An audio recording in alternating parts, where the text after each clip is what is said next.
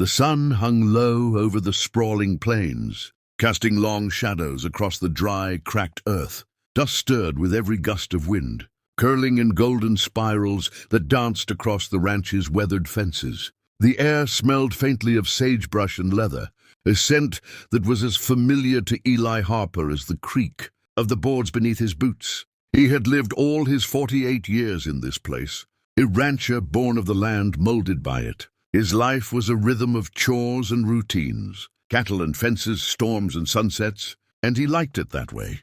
The quiet of the desert was a companion, not a burden. Yet that evening, as the wind whispered through the mesquite trees lining the edge of his property, a distant sound unsettled him, a dog barking, urgent and persistent, carrying a weight that only animals seemed to sense. Eli frowned, squinting into the amber haze. It was his own old hound, Bandit, sprinting toward the house. But something was different. Bandit wasn't alone. Behind him, a figure moved with a cautious, deliberate gait, someone Eli did not recognize. By the time they reached the porch, the figure had revealed himself, a man, tall and broad-shouldered, his features marked with the heritage of his Apache ancestors. There was a wary intensity in his eyes, and the silence that followed the arrival felt almost sacred. Bandit barked once, nuzzling the stranger, as if trying to tell Eli that this man was not a threat. Eli leaned against the doorframe, his hand resting on the worn wood, and studied him. "Evening," Eli said cautiously. "Can I help you?"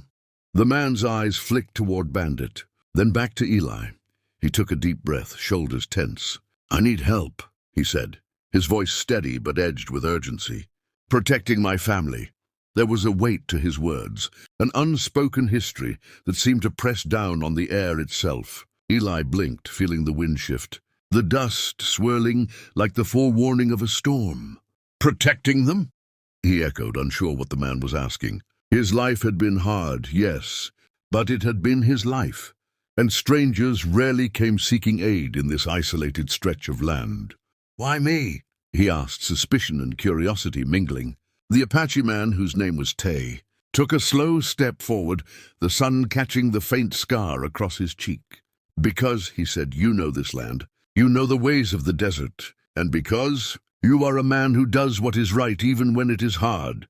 Eli swallowed. He wasn't a hero. He was a rancher who got by day to day, who mended fences, fed cattle, and prayed the drought wouldn't last another season. Yet there was a gravity in Taye's gaze that made Eli feel the weight of a choice he could not ignore. Over the following hour, Taye explained the threat looming over his family, a gang of marauders, opportunistic and ruthless, who had learned of a hidden source of water near the Apache settlement.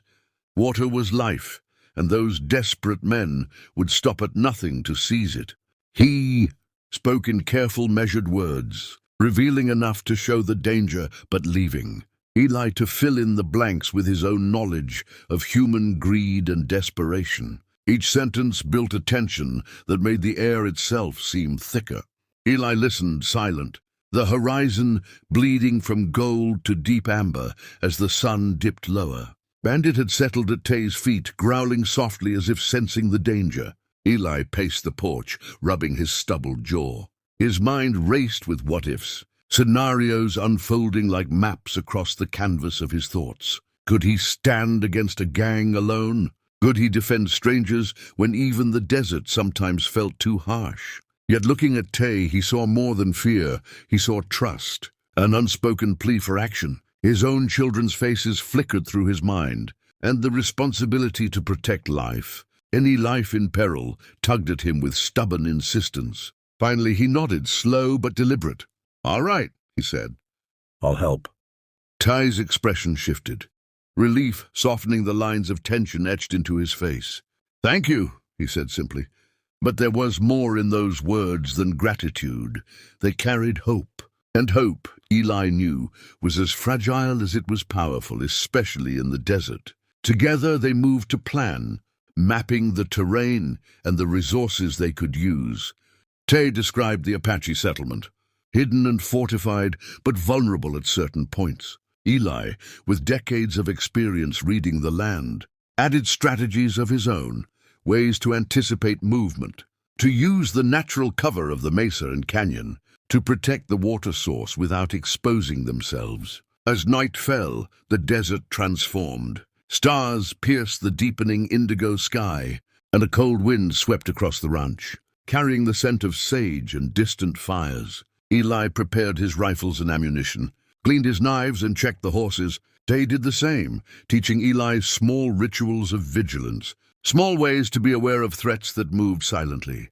Despite the tension, a bond began to form between them, forged in the quiet understanding that survival required trust, and trust required courage. Bandit, ever the guardian, patrolled the perimeter, ears twitching at every sound, sensing the stakes far better than any human could. Hours passed in preparation, plans laid, and final instructions exchanged. They would act at dawn, taking advantage of the first light to secure the settlement. Eli felt the old familiar pulse of adrenaline, tempered with the weight of moral responsibility. He had chosen to step beyond the boundaries of his isolated life, into a situation that was dangerous, uncertain, and profoundly human. As he sat by the fire, Taye's words echoed in his mind. "You do what is right, even when it is hard." The desert was silent around them, yet in that silence was a promise that courage, when met with conviction, could shape outcomes that even fate itself might envy. Dawn broke over the desert in a blaze of gold and crimson, casting long shadows across the rugged terrain. Eli and Taye crouched behind the jagged rocks overlooking the Apache settlement, their eyes scanning for movement. Bandit growled low, alerting them to distant figures creeping along the canyon's edge. The marauders had arrived earlier than expected. Adrenaline surged through Eli's veins, sharpening every sense. He adjusted his grip on the rifle, remembering Taye's words, "Move with the land. Let it guide you." The first clash was sudden. A volley of shouts and gunfire echoed across the mesa. Eli fired carefully, each shot measured, keeping the attackers at bay while Taye directed the settlement's defenders with precision. Chaos erupted, dust and smoke mingling with the cries of men and the bark of Bandit. Despite the terror, Eli felt a strange clarity. His years on the ranch had taught him patience, timing, and how to read danger before it struck. Together, he and Taye became a coordinated force, their trust in one another unspoken but absolute. Hours passed in a blur of strategy and survival. The marauders were relentless, but the settlement's defenders, inspired by Eli's courage and Taye's knowledge, held their ground. As the sun reached its zenith, the attackers began to falter. Exhaustion and fear weakened them, and one by one they retreated into the desert, leaving the Apache family safe. Eli, sweaty and bloodied but unbroken, finally lowered his rifle. Taye approached, placing a hand on his shoulder, eyes shining with gratitude. "You did more than help," he said. "You saved my family. You honored what is right." Eli shook his head, a faint smile crossing his face. "We did it together. That's what matters." Bandit leapt onto Eli's lap, and for the first time in days, the desert seemed peaceful again. The threat had passed, but the bond between rancher and Apache, forged in fire and trust, would endure forever. As they watched the horizon, Eli realized that helping others, even strangers, could change lives in ways he had never imagined, his own included.